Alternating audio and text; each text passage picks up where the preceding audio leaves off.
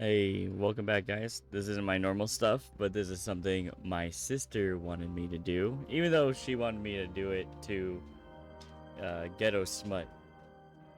But I ain't about that life yet. Maybe next time. Actually, she said she'd buy me the book, so I'll probably have to do one. But this is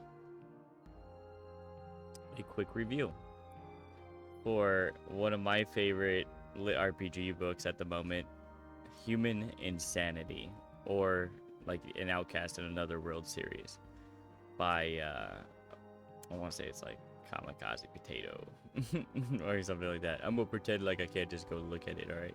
So imagine being the last human alive in a world that hates you. Like you don't know why. They just hate you. They want you dead, or they view you as some sort of person they can apologize to. Because for some reason, every other person on the planet is dead. Well, that's Human Insanity.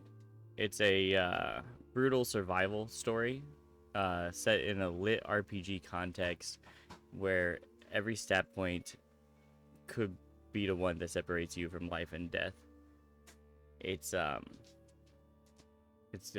good. It's so good. But Human Insanity is book one of an Outcast in Our World, and Rob is the main character. He was a college kid walking down the road with his best friend and gets sucked into a portal to somewhere. And he wakes up in a world where humans are extinct. So he has no friends, no supplies, nothing's there. The system gives him a sword and like a basic outfit. And yeah, so he's just trying to stay alive. He goes kind of crazy in the beginning. It's really good though. It's really good. Um, and one thing I really like about that is he's not overpowered at all. The system seems to kind of hate him. Uh, he's just everything he's doing is to survive. He's killing monsters to survive, not really because he wants to.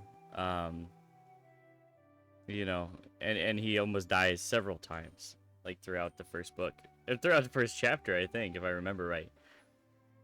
Fantastic. So you can expect stat screens, like skill upgrades, desperate, survival themes, and it's kind of funny. Sometimes the jokes are a little cheesy, but fatalism humor, which kind of appeals to me. Um, Usually the author is nice enough to give like a, well, this is a stat screen, you can skip it if you want to thing, which is good. Which is good. I like that. But what stood out to me was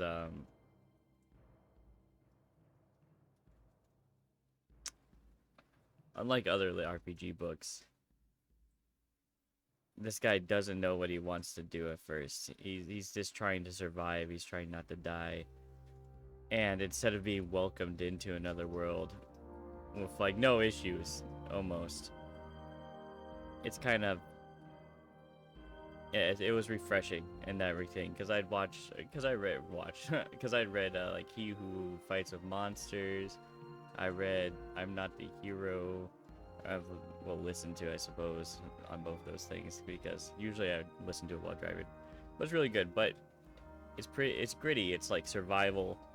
The progression seems well earned in most cases. Sometimes it's kind of like the system's laughing at me or something. I won't get too much into it. But I think you can really root for this like protagonist. Now, cons are there's a lot of stat screens to reading. And it makes sense in the context of the book, but some people don't like. I've read some comments where some people don't like modern jokes. They want to be like sucked into like a medieval like fantasy type of story. Well, that's not this. He comes from the futuristic world, gets sucked into a place that's essentially in the past, technologically speaking. But they have magic, right? Pros and cons. However, I highly recommend that you give this one and Outcast Another World series a chance. Right now, I'm on book 4, and I'm absolutely loving it. And the story just keeps you engaged. It keeps you hooked. Like there's rarely slow times, and when there is slow times, they make it interesting. So All right. That's it. That's this book review. There you go, Megan. See, look. I did one. You're welcome. Bye-bye.